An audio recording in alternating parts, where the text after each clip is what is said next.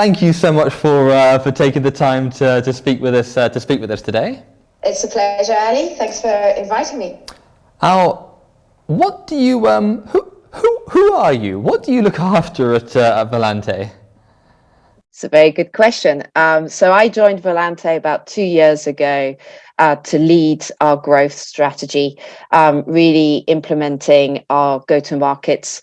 We're in a high growth, hyper-scaling phase of the life of Volante.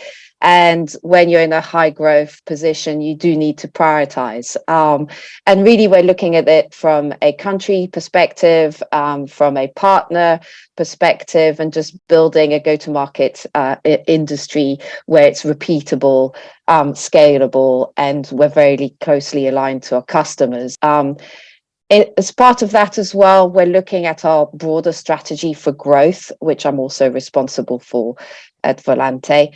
And this is really looking at where we think we will play in the next 5 years. And, it's not a demand generation issue, it's a demand fulfillment. As you know, when you're hyper scaling, it's really being laser focused what the end state should be, where we want to play, we want to expand and consolidate our position in our core markets, and that does need quite a lot of rigor and prioritization. So it's a really nice place to be at the stage of our growth, but it's really important that we manage our customer expectations.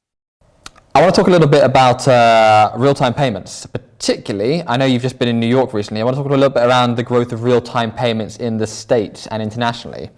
What's the current environment like, particularly stateside with real-time payments? Is it the norm there yet, and where do you see it going? Well, so it's a really interesting question because I've been a big proponent of instant payments globally. It's just such a interesting phase of innovation, and it actually brings in a complete business change in the way that the banks interact with their customers. It's not just the introduction of a new method of payments.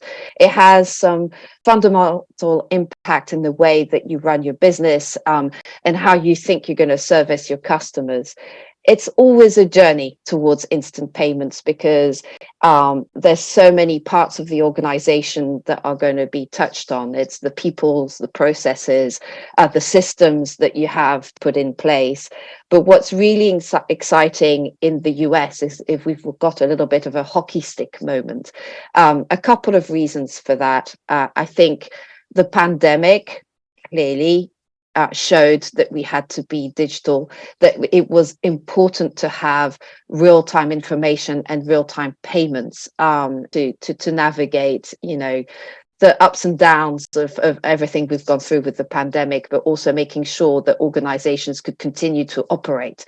And instant payments from that perspective is brilliant because you have visibility of, being able to manage your liquidity better, making sure that the payments get there at the right time, eliminating paper-based processes. Clearly, we realize that checks in the middle of a crisis is probably not the best way to go, and that's really important in the customer segments that we serve because today, when you look at B2B payments, a large part of those B2B payments are still paper-based, and that creates a huge amount of inefficiencies. I think globally, probably about 50% of corporate payments are still based on paper checks, all sorts of areas where you could have much greater efficiency if we went digital and we went instant.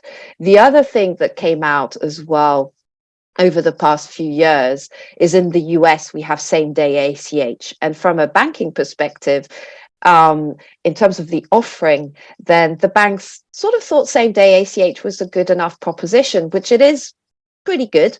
But when you look at the other side and the corporate customers, there was a study by ITE on this.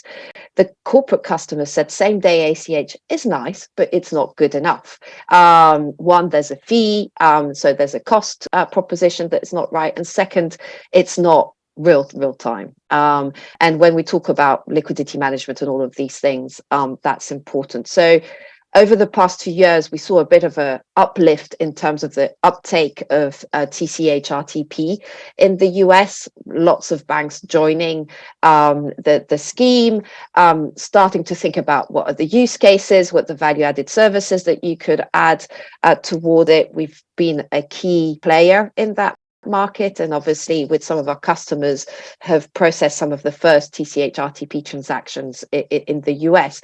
So that was really nice. And then obviously what's happening now with FedNow is where we're talking about instant payments reaching scale in the next few years in the US. And although we've got over 100 participants in TCH RTP, with FedNow, there's a real opportunity to bring real-time payments to the tier 2, 3, 4 organizations in the US, right? And really getting a huge scale. And the way that pilot session has been going on with the initial banks is very promising. That the Fed is also talking about all of the use cases and the benefits that we'll get there. And really, it'll be important for that reachability to have the banks being able to navigate TCH RTP, FedNow, and really offering things at scale.